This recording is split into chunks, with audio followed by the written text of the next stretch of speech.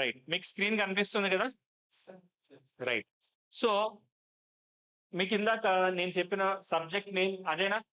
Paper 5 BLE. So full form ఏంటమ్మా? Business laws and ethics. Okay, paper number 5 which comprises of 100 marks. ఇందులో 4 sections ఉంటాయి. Section A, B, C, D. Okay, so అందులో section C and D exam point of వ్యూలో మీకు చాలా help అవుతుంది. ఎందుకంటే section C companies act ఉంటుందమ్మా. Companies act, corporate laws అంటారు. సో కంపెనీస్ యాక్ట్ ఉంటుంది. ఈ సెక్షన్ సి అనేది మీకు ఎగ్జామ్ పాయింట్ ఆఫ్ వ్యూలో స్కోర్ చేయడానికి ఎక్కువ మార్క్స్ మీకు అలొకేట్ చేస్తారు. అండ్ వన్ మోర్ థింగ్ ఏంటంటే ఉన్న అన్ని యాక్ట్స్ కన్నా వెయిటేజ్ పాయింట్ ఆఫ్ వ్యూ ఆలోచిస్తే ఈ కంపెనీస్ యాక్ట్ ఉన్న వెయిటేజ్ సమ్వేర్ అరౌండ్ 40%. తర్వాత ఎథిక్స్ ఒకటి ఉంది. ఇది లాస్ట్ సెక్షన్ డి అన్నమాట. ఎథిక్స్ లో ఉన్న అడ్వాంటేజ్ ఏంటంటే ఇందులో కొత్త క్వశ్చన్స్ అడగరు మిమ్మల్ని. ఏవైతే అడిగిన క్వశ్చన్స్ ఉంటాయో అవే మళ్ళీ రిపీట్ చేస్తారు.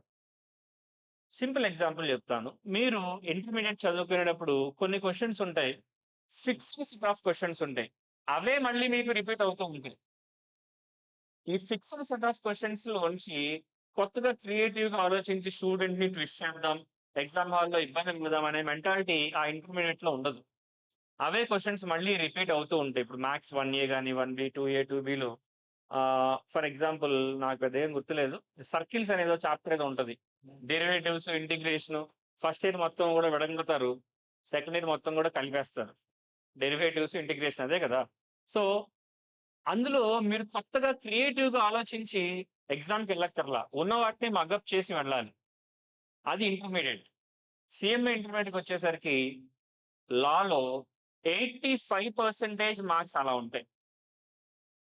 100లో 85 పోతే రిమైనింగ్ ఎంత? 15. ఆ 15% మార్క్స్ మాత్రం క్రియేటివిటీ ఉండదు. అదే ఎథిక్స్. ఎందుకంటే ఇందులో ఫిక్స్డ్ సెట్ ఆఫ్ క్వశ్చన్స్ కొన్ని ఉంటాయమ్మా. అదే ఫిక్స్డ్ సెట్ ఆఫ్ క్వశ్చన్స్ అనేవి మళ్ళీ మళ్ళీ మళ్ళీ మళ్ళీ రిపీట్ అవుతూ ఉంటాయి. మాక్సిమం అంతే, 99.9% అంతే. సో దానికోసం మీకు ఇచ్చేటువంటి క్వశ్చన్ బ్యాంక్ స్కానర్స్ ఉంటాయి కదా. I think me question bank కూడా రెడీ ఉంది, అవి చదువుకుంటే సరిపోతుంది. రిమైనింగ్ 85 ఒకసారి నేను చూపిస్తా చూడండి. So these are the section A, B, C, D. సరే, సెక్షన్ సి వెయిటేజ్ ఎంతో చూడండి. అక్కడ ఎంత ఉంది? Section C weightage 40. అందులో కంటెంట్స్ చూస్తే ఎన్ని యాక్ట్స్ ఉన్నాయి? ఒకే ఒక యాక్ట్ ఉంది. ఏంటది? Companies act 2013. దాని వెయిటేజ్ ఎంతమ్మా? 40%. అంటే మీరు ఎగ్జామ్ పాస్ అవ్వాలి అంటే, ఫెయిల్ అవ్వకుండా ఉండాలి అంటే ఈ ఒక్క యాక్ట్ చదువుకున్నా చాలు. కానీ ఇలా చదువుకుంటే మీకు మార్క్స్ రావు. ఎందుకంటే యాజ్ ఇట్ ఈస్ గా మీరు అటెంప్ట్ చేసిన ప్రతి క్వశ్చన్ కి సెంట్ మార్క్స్ వస్తాయా? 7 మార్క్స్ క్వశ్చన్ రాస్తే 7/7 పడిపోతాయమ్మా? పడవు. సో అందుకని కంపెనీస్ యాక్ట్ అనేది మీరు an act are a content which you should never forget. ఖచ్చితంగా దీనికి మీరు హైయెస్ట్ ప్రయారిటీ ఇవ్వాలి లా సబ్జెక్ట్కి వచ్చేసరికి. ఓకేనా? అండ్ వన్ మోర్ థింగ్ నేను మీకు చెప్తాను, ఈ పర్టికులర్ సబ్జెక్ట్ లో ఎగ్జామ్స్ అనేది చాలా ఈజీ. లేదు సార్, మేము ఆల్రెడీ చూసాం, ఒకసారి సబ్జెక్ట్ చూస్తే చాలా, మీరు ఇందాక చెప్పారు కదా చాలా వాస్ట్ గా ఉంటది కంటెంట్ అన్నారు. సో అంత వాస్ట్ గా ఉన్నప్పుడు మేము పాస్ అయితే చాలు అని అనుకుంటున్నాం. నాకు ఎగ్జామ్షన్ ఎలా వస్తుంది చెప్తా, అది కూడా చెప్తా క్లాసెస్ లో. How to score exemption marks in paper number 5 BLE. And one more thing మా, 90% కన్నా ఎక్కువ మంది అంటే లా క్లాసెస్, నా క్లాసెస్ ఎవరైతే వింటారో, జస్ట్ వింటే కాదే, వాళ్ళు కూడా కొంచెం వర్క్ చేయాలి. అంతేనా? మీరు పాస్ అయినా ఫెయిల్ అయినా క్రెడిట్ ఎవరికి వెళ్తుంది? మీకా నాకా? ఫ్యాకల్టీకి కానీ ఇన్స్టిట్యూట్కి కానీ ఎలాంటి క్రెడిట్ ఇవ్వాల్సిన అవసరం కూడా లేదు. ఎందుకంటే ఎగ్జామ్ రాసింది ఎవరు? మీరు. ఎగ్జామ్ కోసం చదివింది ఎవరు? మీరు. పాస్ అవ్వాల్సింది కూడా మీరే. బట్ కోచింగ్ అనేది ఒక రైట్ డైరెక్షన్ లో మిమ్మల్ని గైడ్ చేసే ఒక కెటలిస్ట్ అంతే. సో నా క్లాసెస్ విన్న స్టూడెంట్స్ ఎవరైతే ఉంటారో 90% కన్నా ఎక్కువ మంది లాలో ఫెయిల్ అవ్వరు. Sir remaining 10%?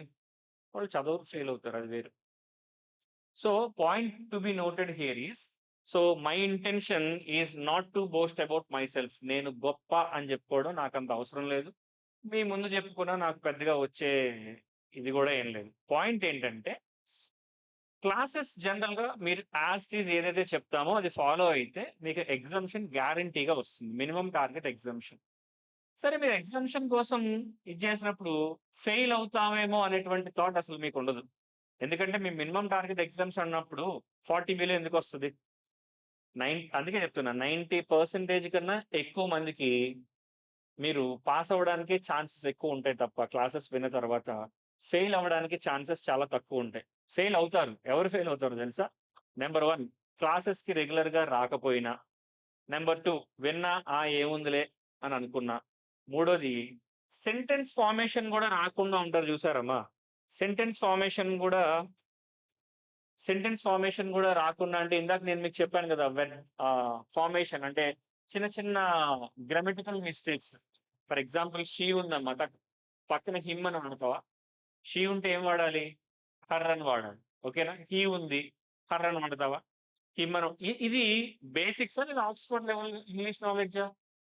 బేసిక్స్. ఇవి కూడా రాని వాళ్ళు ఎవరైతే ఉంటారో మేబీ వాళ్ళు ఫెయిల్ అవుతారేమో గానీ, అష్యూరెన్స్ ఏంటంటే క్లాసెస్ విని, క్లాసెస్‌లో మనం ఏం చెప్తామో జస్ట్ బ్లైండ్‌గా దాన్ని ఫాలో అయిపోయిన వాళ్ళకి ఫెయిల్యూర్ అనేటువంటి అసలు ఆ థాటే అవసరం లేదు.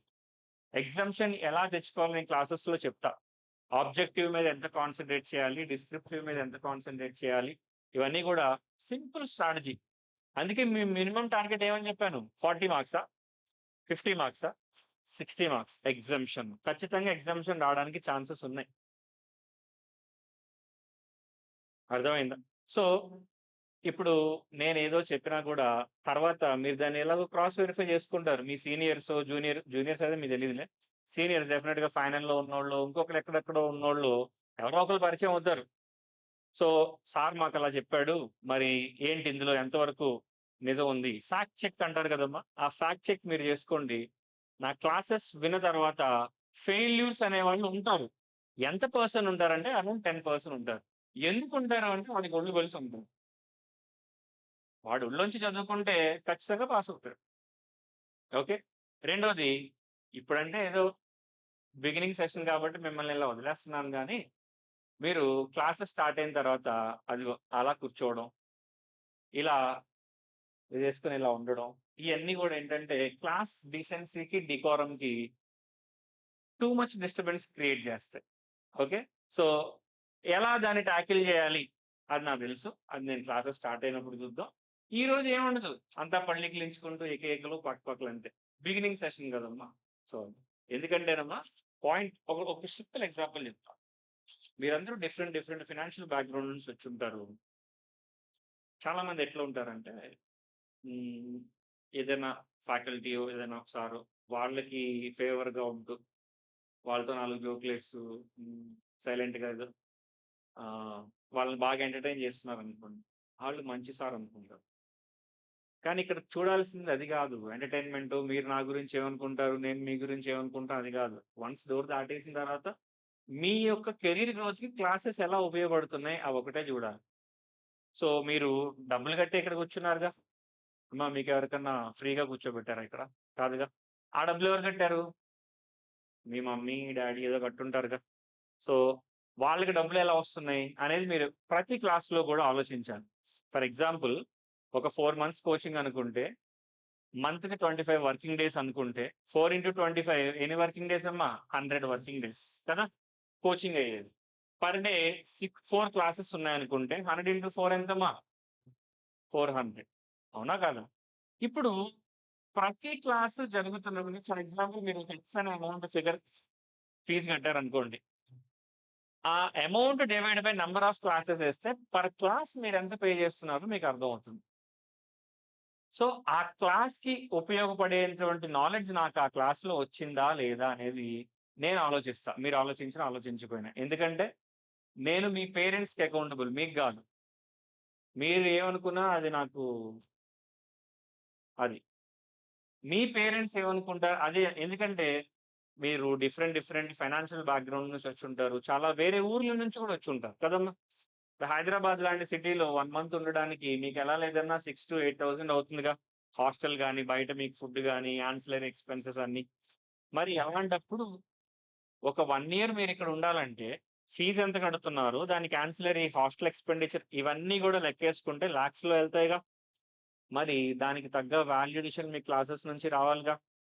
మీకోసం మీ పేరెంట్స్ ఇంత చేసిన తర్వాత కూడా మీరు ఫెయిల్ అయితే బాగోదు కదమ్మా! సో, అందుకనే మీ సార్ వాళ్ళు గాని, లేదా నా ఆబ్జెక్టివ్ గాని ఒకటేంటంటే మీరు పాస్ అవ్వాలి. ఎక్కువ మంది నాకు ఫస్ట్ చెప్పింది ఒకటే. సార్ వేదిక్‌లో బ్యాచ్ ఏదైతే ఉందో అందులో మాక్సిమం స్టూడెంట్స్ పాస్ అవ్వాలి సార్. ఎవరైతే కమిటెడ్‌గా ఉంటారో, సార్ ఖచ్చితంగా నేను ఈసారి ఎలాగైనా ఎగ్జామ్ క్లియర్ చేయాలని అనుకుంటారో వాళ్ళని మనం పాస్ చేయించాలి సార్ అన్నా. సో, ఆ వైబ్ అది నచ్చే నేను యాక్చువల్లీ యాక్సెప్ట్ చేశా. సో, అందుకనే మీరు ఖచ్చితంగా 90% కన్నా ఎక్కువ మంది క్లాస్‌లో ఎవరైతే ఉంటారో వాళ్ళందరూ ఏంటి లా ఎగ్జామ్ ఫెయిల్ అవ్వాలా? పాస్ అవ్వాలా? పాస్ అవ్వాలి. సో, అలా పాస్ అవ్వాలంటే కంటిన్యూటీ చాలా ఇంపార్టెంట్. క్లాసెస్ స్టార్ట్ అయిన దగ్గర నుంచేమో చాలా తక్కువగా క్లాసెస్ అనేవి మిస్ అవుతాయి. అంటే ఐ మీన్ ఏమంటారు షెడ్యూల్ వేసిన తర్వాత క్లాసెస్‌కి రాకపోవడం అది ఉండదు. ఏదో అన్‌ఫోర్సీన్ సర్కమ్‌స్టాన్సెస్ ఒకటో రెండో ఉంటాయేమో. మొత్తం కోచింగ్ అయిపోయే టైంకి. ఒకటి గాని, 2 గాని అంతే. Not more than that. Class schedule అయిందంటే క్లాస్ ఉంటది ఖచ్చితంగా. ఒకవేళ షెడ్యూల్‌లో లేదు అంటే ముందే మనం దాన్ని ఆ ప్రకారంగా అడ్జస్ట్ చేస్తాం. అది స్టడీ అవరో ఏదైనా గాని. సో, కాబట్టి నేను ఇవన్నీ ఎందుకు చెప్తున్నానంటే, స్టార్ట్ అయిన తర్వాత నుంచి సబ్జెక్ట్ అనేది చాలా డెలివరీ అయిపోతుంది. అంటే ఎట్లా అంటే day by day, class by class మీ మీద రెస్పాన్సిబిలిటీ పెరుగుతుంది. అంతే కదమ్మా! సిలబస్ అవ్వనంత వరకు ఎవరి రెస్పాన్సిబిలిటీ? Institute responsibility. అదే మా రెస్పాన్సిబిలిటీ. మీరు సింపుల్‌గా బ్లేమ్ చేయొచ్చు. నువ్వు క్లాస్ చెప్పలేదు అందుకే నేను చదవలేదు అని. అదే సిలబస్ అవుతూ ఉంది, అయిపోతూ ఉంది, అయిపోయింది. అప్పుడెవరిదిరమ్మా రెస్పాన్సిబిలిటీ? మీదేగా చదువుకోవాలిగా. సో, ఫర్ దట్ రీజన్ ఆ రీజన్ కోసం మనం ఏంటంటే as early as possible hours కొంచెం మరీ ఎక్కువ ఒక 3, 4 అవర్స్ అట్లా ఏం తీసుకోను. ఎందుకంటే కొంచెం థియరిటికల్ సబ్జెక్ట్ కదమ్మా! సో, కొంచెం మీరు ఇబ్బంది పడతారు. ఆల్రెడీ కొంతమందికి ఏమైనా నిద్రొస్తుందా? తినొచ్చారా? ఫుడ్ తినొచ్చారుగా? ఓకే. సో, ఈరోజంటే రాకపోవచ్చు గానీ, తర్వాత సబ్జెక్ట్ చెప్తున్న కొద్దీ కొంతమందికి నిద్రొస్తది. సో, అలాంటివేవీ లేకుండా చాలా కేర్‌ఫుల్‌గానే ప్లాన్ చేసాం షెడ్యూల్. సో, మీకు ఆన్ టైమ్ సిలబస్ అయితుంది. అది నా వైపు నుంచి నేను చేస్తున్న ప్రామిస్. అండ్ మీ వైపు నుంచి సిలబస్ అవుతున్న కొద్దీ మీకు టెస్ట్‌లు గూడా ఏవో కండక్ట్ చేస్తారని చెప్పారు. వీకెండ్ టెస్ట్ మీరేనా? అంతే. వీకెండ్ టెస్ట్‌లు కండక్ట్ చేస్తారని జెప్పారు. సో, ఆ వీకెండ్ టెస్ట్‌కి సంబంధించిన సిలబస్ గూడా ఎవ్రీథింగ్ ముందే అనౌన్స్ చేయడం జరుగుతుంది. నా సబ్జెక్ట్ రిలేటెడ్‌కి సంబంధించి. సో, మీరు కొంచెం ఎఫర్ట్స్ పెట్టారనుకోండమ్మా, ఇక్కడ ఒక విషయం మీరెవరో నాకు తెలీదు. నేనెవరో మీకు తెలీదు. అంతేగా. మనకేమన్నా పొలం గూడా తగాదాలున్నాయమ్మా? మీ పొలం, మా పొలం ఏమన్నా ఒకే గట్టుకి ఏమన్నా అట్లున్నాయా? మీ మీద నాకేమైనా గ్రడ్జ్ ఉందా? పోనీ నా మీద మీకేమైనా ఉందా? ఉండదు. పాయింట్ ఎక్కడొస్తదంటే, ఇద్దరిది గోల్ ఒకటే. మీరు పాస్ అవ్వాలి. మీరు గూడా పాస్ అవ్వాలని ఇక్కడికొచ్చారు. కానీ మీరు కొన్ని సార్లు ఆ వేని డీవియేట్ అవుతుంది. ఆ డీవియేట్ అవుతున్నప్పుడు మిమ్మల్ని సెపరేట్ చేస్తున్నప్పుడు మీ ఇగో దెబ్బతింటుంది. నన్ను అందరి ముందు అలా అన్నారు, ఇలా అన్నారు. అలా అనకూడదంటే నువ్వు సెపరేట్ ఉంటే సరిపోద్ది గదా! ఎందుకంటారు? సో, గోల్ ఒకటే. ఇద్దరు వెళ్ళాలనుకున్నటువంటి గోల్ ఒకటే. ఆ గోల్‌కి మిమ్మల్ని తీసుకెళ్ళేటువంటి ప్రాసెస్‌లో మీరు కొంచెం అటెంటివ్‌గా ఉన్నారనుకోండమ్మా, చాలా హెల్ప్ అవుతుంది. మన క్లాసెస్ గూడా ఎట్లా ఉంటాయంటే, ఆన్ టైమ్ మనకి చెప్పా గదా! 2 అవర్సే. నాట్ మోర్ దెన్ 1 ½ అవర్ గాని, 2 అవర్స్ గాని 11-12:30 ఆర్ 11-1 క్లాస్ ఉంటుంది. సో, ఎవ్రీ డే చెప్పింది మీరు కొంచెం రివైజ్ చేశారనుకోండమ్మా, నెక్స్ట్ క్లాస్‌లో వచ్చిన తర్వాత మనం మళ్ళీ దాన్ని ప్రీవియస్ క్లాస్‌లో ఏమైతే డిస్కస్ చేశామో ఒకసారి రివైజ్ చేసుకొని, కొత్త కాన్సెప్ట్ స్టార్ట్ చేస్తాం. సో, ఈ విధంగా వెళ్తే నేను చెప్పా గదా! 90% కన్నా ఎక్కువ మంది పాస్ అవ్వడానికి. జస్ట్ పాస్ అవ్వడం అంటే ఇక్కడ 40 మార్కులు కాదండి. Not just 40. నేను ఆల్రెడీ మినిమమ్ టార్గెట్ చెప్పాను. బట్ అంత టార్గెట్ పెట్టుకున్నప్పుడు మీకు గ్యారంటీ‌గా 50+ వస్తాయి. ఫైనల్ వాళ్ళకే వస్తున్నాయి. మీకెందుకమ్మా రావు? ఇదే స్ట్రాటజీ ఫాలో అయితే సార్ ఇంతకీ స్ట్రాటజీ ఏంటి? నేను చెప్పలా ఇంకా క్లాసెస్‌లో చెప్తాలే. సో, అదే స్ట్రాటజీ ఫాలో అయితే ఫైనల్‌లో వాళ్ళకి ఎగ్జిబిషన్స్ వస్తున్నాయి. మీకెందుకు రావు? దట్ టూ ఇంటర్‌లో సెక్షన్ నంబర్స్ ఇంపార్టెంట్ కాదు. మీరేమి బై హార్ట్ చేసేసి అమ్మో ఇన్ని సెక్షన్ నెంబర్స్, ఇన్ని యాప్స్ ఉన్నాయి, ఎలా గుర్తుపెట్టుకోవాలని మీరు బాధపడాల్సిన అవసరం కూడా లేదు. చాలా బ్యూటిఫుల్ సబ్జెక్ట్. చాలా కూల్‌గా, డీటెయిల్డ్‌గా మనం డిస్కస్ చేస్తాం. సో, జస్ట్ ఇవాళ ఒక్కరోజు యాప్స్ మనం డిస్కస్ చేద్దాం. మీరు ఆల్రెడీ సెక్షన్ సిలో ఏముందో చదివేసారు కదా మీరు. ఏంటి ఆ పేరు? వెయిటేజ్ ఎంత? ఇది కూడా చదివేసారు మీరు. ఈ ఏంటి? ఎథిక్స్. ఓకే. దాని పేరు చాలా పెద్దదుంటది కదండీ. ఓకే. దాని వెయిటేజ్ ఎంత? 15. మొత్తం క్యుములేటివ్ వెయిటేజ్. క్యుములేటివ్ 40 + 15 55. అంటే మీకు సెక్షన్ సి అండ్ డి మాత్రమే 55 మార్క్స్. ఏది ఇప్పటిదాకా మీరు చదివింది రెండే కాన్సెప్ట్‌లు. ఒక కాన్సెప్ట్ ఏమో కంపెనీస్ యాక్ట్, ఇంకో కాన్సెప్ట్ ఏమో ఎథిక్స్. అంతే. నేను కూడా టీచింగ్ ఆర్డర్ ఎలా ఉంటుందంటేనమ్మా ఫస్ట్ కంపెనీస్ యాక్టే స్టార్ట్ చేస్తా. సార్ మేము ఫౌండేషన్‌లో ఏమంటారు ఏంటది కాంట్రాక్ట్ యాక్ట్ మేము చదివాం సార్ ఫస్ట్ దాంతో స్టార్ట్ చేయండి సార్. దానంత బుద్ధి తక్కువ పని ఇంకోటుండదు. అవసరం లేదమ్మా. మీరు ఫౌండేషన్‌లో కాంట్రాక్ట్ చాలా మర్చిపోయా మీరసలు సీఏ ఫౌండేషన్ గూడా కదా! సీఏ ఫౌండేషన్‌లో మీకు కంపెనీస్ యాక్ట్ బేసిక్స్ కొంచెం తెలుసుగా. ఇబ్బందేం లేదు. మీకు తెలిసేది నేనేమి వదిలేయను. అది డిస్కస్ చేద్దాం. ఎందుకంటే ఎక్కువ వెయిటేజ్ ఉంది కదా! కాంట్రాక్ట్ యాక్ట్ బేసిక్స్ మాత్రం అంతగా అవసరం లేదు. ఇందులో అడ్వాన్స్‌డ్ టాపిక్స్ కొన్నుంటాయి. ఏది indemnity and guarantee, bailment and pledge, contract of agencies అని పోతాయి. అవి కాకుండా కొన్ని టెండర్స్ ఎట్లా పార్టిసిపేట్ చేయడం, ఈ కాంట్రాక్ట్స్ ఏంటి అంతవరకు ఉంటాయండి. అది చదువుకుంటే చాలు. ఓకేనా? సో, మీరు ఫౌండేషన్‌లో నేర్చుకున్న ఈ 2 కాన్సెప్ట్ తర్వాత ఏది కంపెనీస్ యాక్ట్, ఈ బిజినెస్ ఎథిక్స్, ఎమోషనల్ ఇంటెలిజెన్స్ తర్వాత మీరు చూసే ఫస్ట్ యాక్ట్ ఏంటమ్మా? Contract act 1872. ఏ యాక్ట్? దీని గురించి ఆల్రెడీ మీరు సీఏ, సీఎంఏ ఫౌండేషన్ చదివారు కాబట్టి మీకు కొంత ఐడియా ఉండుండొచ్చు. No problem. దాని కింద యాక్ట్ ఉంది చదవండి. Sale of goods act. ఇది కూడా మీకు ఫౌండేషన్‌లో ఉందా లేదా? నో. ఒక్క క్లారిఫికేషన్ ఇవ్వండి. ఇక్కడ ఉన్నోళ్ళందరూ సీఏ ఫౌండేషన్ చదివారా? నేను పాస్ అయ్యారా అని అడగట్లా. చదివారా అని అడుగుతున్నా. చదివారుగా? Very good. దాని కింద సేల్ ఆఫ్ గూడ్స్ కింద ఏముందమ్మా? నెగోషియబుల్. ఇది కూడా మీకు ఉంది. సీఎంఏ ఫౌండేషన్‌లో కూడా ఉంది ఇది. సో, సీఎంఏ ఫౌండేషన్‌లో ఈ 3 కామన్‌గా ఉన్నాయి. ఏది కాంట్రాక్ట్ ఉన్నాయా లేదా ఈ 3? ఉన్నాయి. దాని కింద అనే తర్వాత ఏముందమ్మా? Partnership act, LLP. ఇప్పుడు ఒకసారి వెయిటేజ్ చూస్తే పార్ట్నర్‌షిప్‌కి, ఎల్ఎల్‌పికి కలిపి ఎన్ని మార్క్స్ అమ్మా weightage? 5 marks. Which is injustice. 2 యాక్ట్‌లు చదువుకుంటే మీకొచ్చేది 5%. ఓకేనా? సో, మీరు సీఏ ఫౌండేషన్‌లో అండ్ సీఎంఏ ఫౌండేషన్‌లో ప్రిడామినెంట్ వెయిటేజ్ మీరు కాంట్రాక్ట్ యాక్ట్‌కి ఇస్తారు. చాలా ఎక్కువ ఉంటది అందులో. ఏది బిగినింగ్ నుంచి సెక్షన్ 10 దగ్గర మొదలుపెడతారు. Essential elements of a valid contract. Valid offer, valid acceptance, legal objective, legal consideration, capacity of the parties, free consent, agreements that are not expressly declared to be void. ఇట్లా section 10లో 10 elements ఉంటాయి. ఇక్కడ మొదలుపెడితే తర్వాత offer, acceptance, కన్సిడరేషన్‌లో 2 doctrines, doctrine of consideration, doctrine of privity of contract, what exceptions, తర్వాత మళ్ళీ కెపాసిటీలో minor, unsound mind person, disqualified list, తర్వాత ఫ్రీ కన్సెంట్‌లో మళ్ళీ 5 ఏది coercion, undue influence, fraud, misrepresentation, లాస్ట్‌లో మిస్టేక్. ఫస్ట్ 4లో వాయిడబుల్, లాస్ట్‌లోనేమో వాయిడ్. దీని తర్వాత కంటింజెంట్ కాంట్రాక్ట్స్, వాగరింగ్ అగ్రీమెంట్స్, దీని తర్వాత quasi contracts, performance of contract, discharge, remedies. ఇంత చదువుకుంటారు మీరు ఫౌండేషన్‌లో. దానికి వెయిటేజ్ కూడా అలా ఇస్తారు. కానీ ఇక్కడ ఒక్కసారి మీరు స్క్రీన్ మీద చూసి కాంట్రాక్ట్ యాక్ట్ వెయిటేజ్ చెప్పండి. కాంట్రాక్ట్ యాక్ట్ వెయిటేజ్ చూస్తే 10% ఉంది. అంటే 100కి దీన్ని ఎన్ని మార్క్స్‌తో కంపేర్ చేస్తున్నారు? 10 మార్కులు. ఇక్కడ కూడా మీరు కాంట్రాక్ట్ యాక్ట్ చదువుకుంటా అంటే ఎంత పర్సెంటేజ్ మైండ్‌లో పెట్టుకొని చదువుకోవాలి? చాలా మంది ఎట్లా చేస్తారంటే కాంట్రాక్ట్ యాక్ట్ ఏ నుంచి జెడ్ దాకా మొత్తం చదివేసి నేను లాలో పెద్ద ఏమంటారు నాకు సౌండ్ నాలెడ్జ్ ఉంది అనుకుంటారు. నీకు ఎన్నిరా వస్తాయి? 10%. నీ లక్ బాగుంటే 15 మార్క్స్. అది ఎట్లా?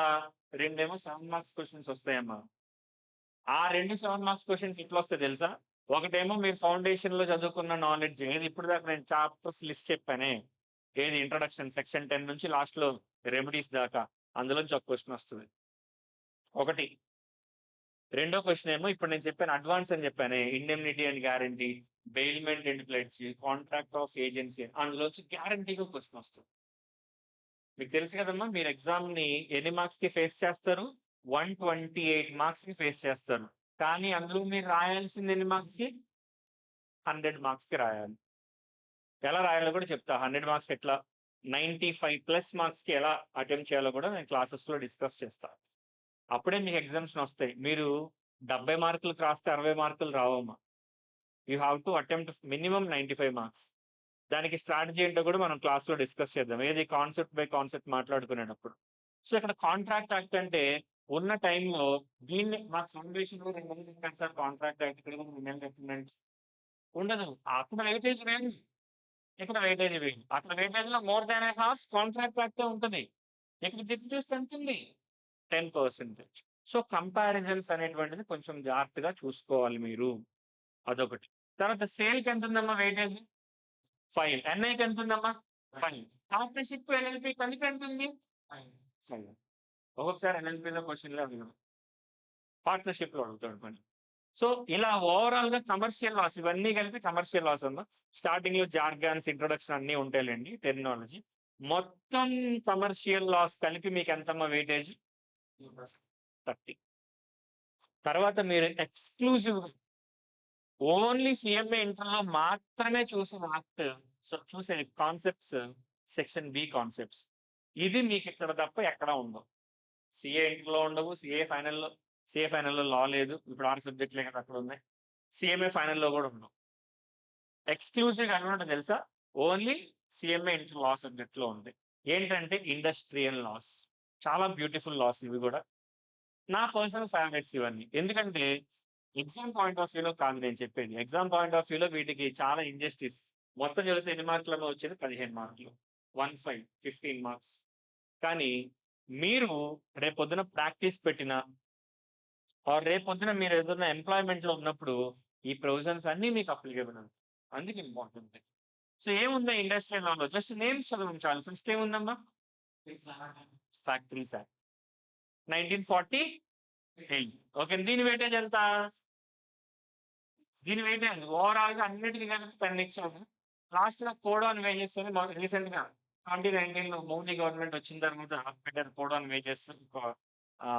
అంతకుముందు ఒక 4 యాక్ట్స్ ఉండేవి. ఆ 4 యాక్ట్స్‌ని కోడిఫై చేసి సింగిల్ కోడ్ కింద పెట్టారమ్మా. అది 5%. సో, 10 మార్క్స్‌లో ఉన్నదేంటంటే 4 యాక్ట్స్ అన్నమాట. ఒకటేమో ఫ్యాక్టరీస్ యాక్ట్, రెండోదేమో పీఎఫ్, మూడోదేమో ఈఎస్ఐ, నాలుగోదేమో గ్రాట్యుటీ. అదే కదా! Gratuity, PF, ESI. 4 కలిపి ఎంత? ఫ్యాక్టరీస్, పీఎఫ్, ఈఎస్ఐ, గ్రాట్యుటీ 4 కలిపి ఎంత? 10 మార్క్స్. కానీ ఈ 4 చదివి మీరు 10 మార్క్స్ తెచ్చుకోవడం చాలా ఈజీ. నన్నడిగితే ఒక్క కాంట్రాక్ట్ యాక్ట్ చదివి 10 మార్క్స్ తెచ్చుకునే బదులు ఇది చదివి మీరు 10 మార్క్స్ తెచ్చేసుకుంటారు. అలా అని నేను మిమ్మల్ని కాంట్రాక్ట్ యాక్ట్ చదవొద్దు లేదా కాంట్రాక్ట్ యాక్ట్ వదిలేయండి అని నేను చెప్పట్లేదు. కంటెంట్ యొక్క వైబిలిటీ కంపేర్ చేస్తున్నా. ఒక కాంట్రాక్ట్ యాక్ట్‌లో ఉండేంత కంటెంట్ కన్నా తక్కువ కంటెంట్ ఎందులో ఉంటది? ఐటెమ్ నంబర్ 7, 8, 9, 10 ఉన్నాయి కదా! అందులో ఉంటాయి. 7, 8, 9, 10. Factories act, gratuity, PF, ESI. మొత్తం వెయిటేజ్ ఎంత 4టికి కలిపి? 10 మార్క్స్. లాస్ట్‌లో కోడ్ ఆన్ వేజెస్ అని ఒక 5 మార్క్స్ ఉంది. సో, మొత్తం చూస్తే కమర్షియల్ లాస్ ఏమో 30%, ఇండస్ట్రియల్ లాస్ ఏమో 15%. 30 + 15 ఎంత? 45. ఇక్కడ 45 పక్కన పెడితే ఇందాక 55 గుర్తుందా మీకు? మర్చిపోయారా? ఇందాక 55 ఏంటి? Corporate laws and ethics. ఆ కార్పొరేట్ లాస్‌లో మీకున్నది ఒకే ఒక యాక్ట్. ఏంటి యాక్ట్? Companies act. తర్వాత ఎథిక్స్. ఓవరాల్‌గా మొత్తం ఇక్కడ 55 అక్కడ 45. క్యుములేట్ చేస్తే 100. So, this is the structure of paper number 5 and this is the teaching order of paper number 5. Teaching order first మనం సెక్షన్ సి మాట్లాడతాం. ఫస్ట్ ఏ సెక్షన్ మాట్లాడతాం? సి. ఎందుకంటే ఉన్న అన్నిటికన్నా హైయెస్ట్ వెయిటేజ్ దేనికి ఉంది? Section C. ఎందుకు సార్ ఇది మాట్లాడతామంటే వన్స్ సెక్షన్ సి అయిపోయిందనుకోండమ్మా, మీకు మల్టిపుల్ టైమ్స్ రివిజన్ చేయడానికి టైం దొరుకుతుంది. మీన్‌వైల్ ఏమైనా డౌట్స్ ఉన్నాయనుకోండి వచ్చి అడగడానికి బావుంటుంది. అందుకని సెక్షన్ సి కంప్లీట్ చేస్తాం. తర్వాత ఇందాక చెప్పాను కదా! ఈజీ వేలో 15 మార్కులు తెచ్చుకునే కాన్సెప్ట్ ఏముంది? ఎథిక్స్. ఎందుకని ఈజీ అంటున్నాను?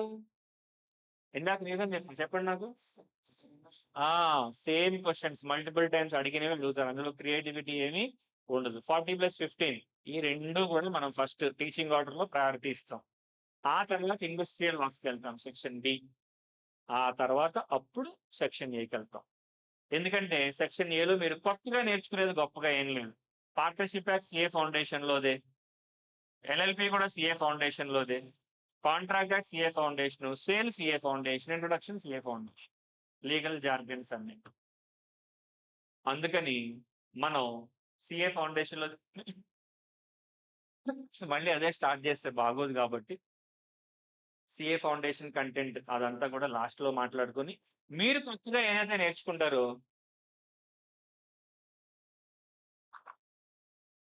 అవన్నీ ప్రయారిటైజ్ చేసి ముందు మాట్లాడుకుందాం. So, this is our teaching order. చెప్పండి ఫస్ట్ ఏం స్టార్ట్ చేస్తాం? సి. Section C. తర్వాత డి. D for dog. తర్వాత బి. B for ball. తర్వాత ఏ ఫర్ యాపిలా? So, this is how our teaching order will be. So, 100 marks ఎలా ఉంటదో structure మీకు అర్థమైందా? చెప్పండి ఒకసారి. 100 మార్క్స్‌లో ఫస్ట్ ఎన్ని సెక్షన్స్ ఉన్నాయి? 4. A, B, C, D. నాకు ఏబీసీడీ హెడ్డింగ్స్ చెప్పండి. A heading? Commercial laws. B heading? Super. Industrial laws. Concrete laws. Business. So, this is how our paper will be. So, believe me మీరు గనక classes మీరేం చేయక్కర్లేదమ్మా. Running notes కూడా రాయవసరం లేదు. Not even running notes. మీరు రాస్తే okay. I'll be very happy. నేను రాయను sir. రాసేటప్పుడు నేను మల్టీ టాస్కింగ్ చేయలేను. కాన్సంట్రేషన్ దెబ్బతింటుంది. నేను వింటాను. హ్యాపీగా వినొచ్చు. మీరు రన్నింగ్ నోట్స్ రాయమని నేనెప్పుడు ప్రెషర్ చేయను. బట్ రాస్తే మంచిది. సో, మీరు సెషన్స్ వన్స్ బిగిన్ అయిన తర్వాత మాత్రం డైలీ క్లాస్‌కి రావాలి. ఏదైనా రీజన్ ఎమర్జెన్సీ అందరికీ ఉంటది ఎమర్జెన్సీ. ఏదైనా ఒక రీజన్ ఎమర్జెన్సీ వల్ల 1 ఆర్ 2 డేస్ లీవ్ పెట్టారనుకోండమ్మా, కొంచెం వీలైనంత త్వరగా దాన్ని కవర్ చేసుకుంటే మీకు కంటిన్యూటీ మిస్ అవ్వకుండా ఉంటుంది. అలా కాకుండా 2 రోజులు క్లాస్‌కొచ్చి 3 రోజులు రాకుండా, మళ్ళీ 2 రోజులొచ్చి, మళ్ళీ 3 రోజులు రాకుండా ఉంటే, మీరు ఎగ్జామ్ హాల్‌కి గూడా వెళ్ళాల్సిన అవసరం లేదమ్మా. వెళ్ళినా గూడా డబ్బులు వేస్ట్. ఇక్కడే ఫిక్స్ అయిపోవచ్చు. ఓకేనా? So, continuity is the very important thing. Especially CA, CMA లాంటి ప్రొఫెషనల్ కోర్సెస్‌లో ఇంటెలిజెంట్ పీపుల్ ఫెయిల్ అవుతారు. కన్సిస్టెంట్ పీపుల్ సక్సీడ్ అవుతారు. అంటే మీకు 10థ్‌లో గాని, ఇంటర్‌లో గాని 95% 98% ఎవరికైతే వస్తుందో, వాళ్ళు ఆల్రెడీ ఒక టైప్ ఆఫ్ దీంట్లో ఉంటారు. మాకన్నీ వచ్చు. మేము చదివేస్తాం. మేము తెలివైన వాళ్ళం అనే దాంట్లో ఉంటారు. అది గాదు మనకు గావాల్సింది. కన్సిస్టెంట్‌గా నీకు 50%, 60% వచ్చినా గూడా నువ్వు కన్సిస్టెంట్‌గా ఎఫర్ట్స్ పెట్టాలి. అప్పుడు ఈజీగా పాస్ అవుతావు. అర్థమవుతుందా? సో, ఫర్ దట్ రీజన్ మనం ఇక్కడ ఏం మాట్లాడుతాం అంటే క్లాసెస్‌కి ఏదైతే ఎగ్జామ్ పాయింట్ ఆఫ్ వ్యూలో ఏదైతే ఇంపార్టెంట్ కాన్సెప్ట్స్ ఉంటాయో, దేన్ని వదలకుండా మాట్లాడతాం. 100 ఔట్ ఆఫ్ 100%. మాక్సిమం ఒక 2-3 మార్క్స్ కొంచెం అటు ఇటు అవ్వచ్చు అంతే. సో, మీకు ఎగ్జామ్‌కి రిలవెంట్‌గా ఉన్న కంటెంట్ మొత్తం మీకిక్కడ క్లాసెస్‌లోనే డెలివర్ చేస్తాం. మీ రెస్పాన్సిబిలిటీ ఏంటంటే కంటిన్యూయస్‌గా క్లాసెస్‌కి రావాలి. క్లాస్ ఉన్నప్పుడు. అదొక్కటే మీ రెస్పాన్సిబిలిటీ. అంత దూరం నుంచి క్లాసెస్ కోసం ఇక్కడికొచ్చినప్పుడు డే స్కాలర్స్ అయితే ఏదో మానేస్తారనుకోవచ్చు గానీ, మీరు వస్తారని నేను అనుకుంటున్నాను. నేను అనుకున్నది నిజమో, అబద్ధమో time will decide. Okay. So, చెప్పండి time I mean closer date ఎప్పుడు? Closer May second week approximately fix ఏం కాదు. అప్రాక్సిమేట్‌లీ. ఇంకొంచెం ఎక్స్‌టెండ్ అయితే అవుతది. ఇబ్బందేం లేదు. బిగినింగ్ డేట్ ఎప్పుడు? 16థ్ మండే రోజు స్టార్ట్ చేద్దాం. ఓకేనా? సో క్లాసెస్ బిగిన్ అయిన తర్వాత ఇంకొంచెం మంది ఏదో అపాయింట్‌మెంట్‌లుండి ఎళ్లారని జెప్పారు గదా! సో, క్లాసెస్‌కి 16థ్ రోజుకి అందరూ వస్తే మనం పేపర్ నంబర్ 5 స్టార్ట్ చేద్దాం. అక్కడితో మీకు సీఎంఏ ఇంటర్ గ్రూప్ 1లో అన్ని సబ్జెక్ట్స్ స్టార్ట్ అయినట్టు కదా! Law, accounts, taxation, costing. Once group 1 అయిపోతే తర్వాత గ్రూప్ అర్థమైందా ఏం చెప్పానో? ఓకే. 16థ్ రోజు మళ్ళీ మనం లా క్లాసెస్ స్టార్ట్ చేద్దాం. So, be prepared for that. Be prepared అంటే తప్ప మీరేం ప్రిపేర్ అవ్వాల్సిన అవసరం లేదు. వచ్చి క్లాస్‌లో కూర్చుంటే చాలు. మిగిలిందంతా నేను జూసుకుంటా. సో, రిమైనింగ్ మనం రెగ్యులర్ క్లాసెస్‌లో ఐ మీన్ 16థ్ రోజు నుంచి క్లాసెస్ స్టార్ట్ అవుతాయి గదా! అప్పటి నుంచి డిస్కస్ చేద్దాం. రైట్. Thank you.